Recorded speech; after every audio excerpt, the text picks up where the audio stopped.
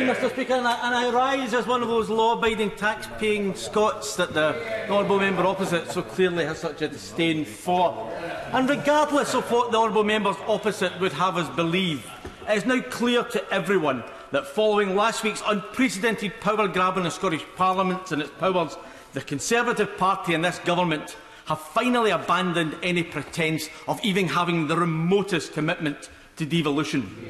That a power grab of this scale can be enacted by one Parliament over another demonstrates once and for all that the Tories haven't the slightest interest in respecting the fundamental principles of devolution.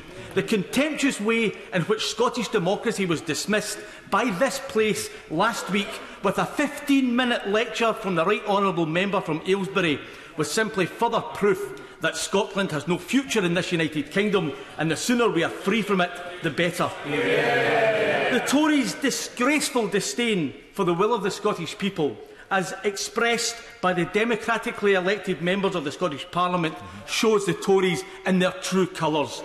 Anti-democratic, narrow-minded, backward-looking and insular. People who, as devout British nationalists, let us never forget, were from the outset vehemently opposed to the creation of a Scottish Parliament. For a century or more, the official Conservative Party position was to oppose even the slightest devolution of political power from London to Scotland.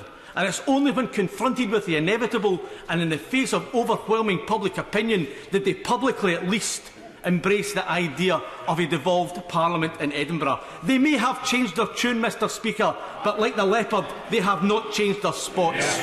So it should not come as a surprise to anyone.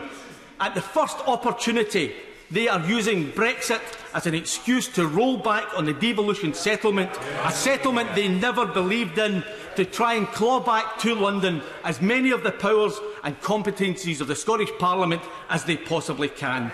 Last week, the Secretary of State made the excuse of these not being normal times, and how in these circumstances that somehow justified his carrying out this power grab. What he failed to mention, Mr. Speaker, was of course that according to the UK Government's own lawyers, when they went to the Supreme Court recently, when they said, and I quote, "Whether circumstances are normal is a quintessential matter of political judgment for the Westminster Parliament."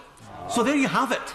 The UK Government will decide what is and isn't normal, and it's they and they alone who will decide what powers the Scottish Parliament has and what powers will be restricted for up to 7 years without that Parliament's consent. And is there anyone so naive who really believes that, having grabbed those powers to themselves, that the UK Government will return them to Scotland after 7 years? Not a chance. Mr. Speaker, no one should be in any doubt what is at stake here.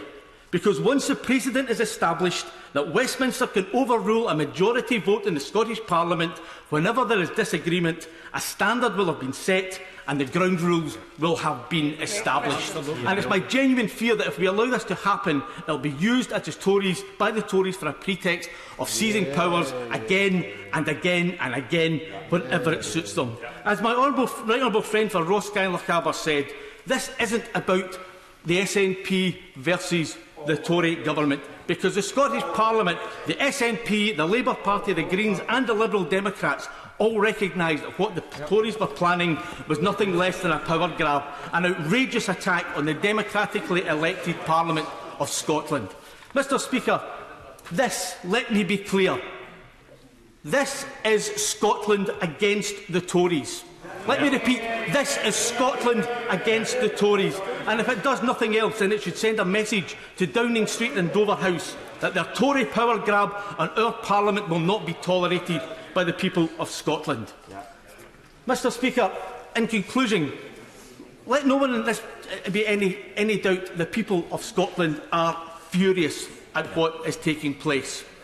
We've heard much of how these 87 powers are to be returned directly to Holyrood and only 24 are to be appropriated by Westminster. To me, Mr. Speaker, that is akin to a burglar having been caught breaking into your house, defending himself by saying, "You should be grateful I only nicked your telly."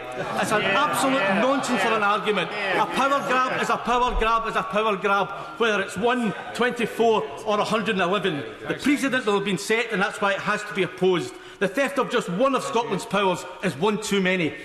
Ross Thompson.